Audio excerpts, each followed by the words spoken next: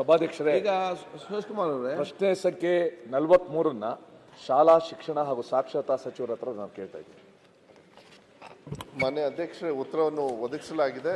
ಮತ್ತು ನಾನು ಕೂಡ ಅವ್ರ ಜೊತೆಗೆ ಚರ್ಚೆ ಮಾಡಿದ್ದೀನಿ. ಹೋದ ಸತಿ ಸದಸ್ಯರು ಒಂದು ದಿವಸ ಕಾಲಾವಕಾಶ ಬೇಕು ಅಂಥೇಳಿ, ನನಗೂ ಅದು ಕರೆಕ್ಟು ಅನಿಸುತ್ತೆ. ಎಲ್ಲರೂ ಸದಸ್ಯರು ಸ್ವಲ್ಪ ಇದ್ರ ಬಗ್ಗೆ ಚರ್ಚೆ ಮಾಡಿದರೆ ಸುದೀರ್ಘವಾಗಿ ಅದು ಹೆಲ್ಪ್ ಆಗ್ತದೆ. ಲಾಸ್ಟ್ ಟೈಮು ಸುರೇಶ್ ಕುಮಾರ್ ಅವರು ಶುರು ಮಾಡಿದರು, ಆದರೆ ಒಂದು ಫುಲ್ ಡೇ ಬೇಕಾಗ್ತದೆ ಮಾನ್ಯ ಅಧ್ಯಕ್ಷರೇ. ಅವರು ಮನವಿಯನ್ನು ಕೂಡ ನಾನು ಕೂಡ ಬೆಳಗ್ಗೆ ತಮಗೂ ಮಾತಾಡಿದೆ, ಅವರು ಕೂಡ ವೈಯಕ್ತಿಕವಾಗಿ ಕೆಲವು ಸಾಕಷ್ಟು ಸದಸ್ಯರು ಕೂಡ ಮನವಿ ಮಾಡ್ತಾ ಇದ್ದಾರೆ. ಒಂದು ದಿವಸ ದಯವಿಟ್ಟು ಅದಕ್ಕೆ ಕೊಡಬೇಕು ಅಂತ ಹೇಳಿ ನಾನು ಮನವಿಯನ್ನು ಮಾಡಲಿಕ್ಕೆ ಇಷ್ಟ. ಸಭಾಧ್ಯಕ್ಷರೇ, ಕಳೆದ ಸಲ ತಾವು ಅವಕಾಶ ಕೊಟ್ಟಿದ್ರಿ, ನಾವು ಪ್ರಾರಂಭ ಮಾಡೋದು ಬೇರೆ ಬೇರೆ ಸಬ್ಜೆಕ್ಟ್ ಬಂದ್ಬಿಟ್ಟು ಅವತ್ತು ಇದಾಗೋಯ್ತು. ಈ ಸಲ ಕೂಡ ತಮಗೆ ನಾನು ಪತ್ರ ಬರೆದಿದ್ದೀನಿ. ಈಗ ಇದು ಭಾಳ ಅಗತ್ಯವಾದ ಒಂದು ಸಬ್ಜೆಕ್ಟ್ ಅಂತ ತಮಗೂ ಕೂಡ ಗೊತ್ತಿದೆ.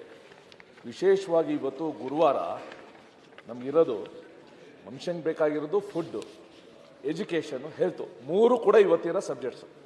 3 ಮಿನಿಟ್ಸು ಕೂಡ ಕೂತ್ಬೇಕಾಗಿದೆ.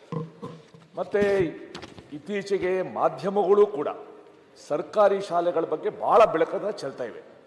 ಸೊ ನಾನು ತಮ್ಮಲ್ಲಿ ಮನವಿ ಮಾಡ್ಕೊಳ್ಳೋದು, ಹೇಗೆ ಉತ್ತರ ಕರ್ನಾಟಕಕ್ಕೆ ಒಂದು ವಿಷಯಗಳಿಗೆ ಪ್ರಾಧಾನ್ಯತೆ ಕೊಟ್ಟು ಚರ್ಚೆಗೆ ಅವಕಾಶ ಕೊಟ್ಟಿದ್ದೀರಾ, ಒಂದು ಫುಲ್ ಡೇ ಇದಕ್ಕೆ ದಯವಿಟ್ಟು ಅವಕಾಶ ಕೊಡ. ಅರ್ಧ ದಿವಸದಲ್ಲಿ ಇದೇನು ಕೂಡ ಆಗೋದಿಲ್ಲ. ಮತ್ತು ಶೌಚಾಲಯ ಕೊಠಡಿಗಿಂತ ಓವರಾಲ್ ನಾವು ಒಂದು ಪಿಕ್ಚರ್ನ ನಾವು ಇಡಬೇಕು ನಾವು. ಆ್ಯಂಡ್ ಇದ್ಯಾವುದೋ ಪಾರ್ಟಿ ವಿಚಾರ ಅಲ್ಲ, ನಾವೆಲ್ಲರೂ ಸೇರಿಕೊಂಡು ಆ ಮಕ್ಕಳ ಒಂದು ಬಗ್ಗೆ ಕಳಕಳಿಯಿಂದ ಮಾಡಬೇಕು. ಒಂದು ಫುಲ್ ಡೇ ದಯವಿಟ್ಟು ಇದನ್ನು ಅವಕಾಶ ಕೊಡಬೇಕು ಅಂತ ನಾನು ಕೇಳ್ಕೊಳ್ತೀನಿ.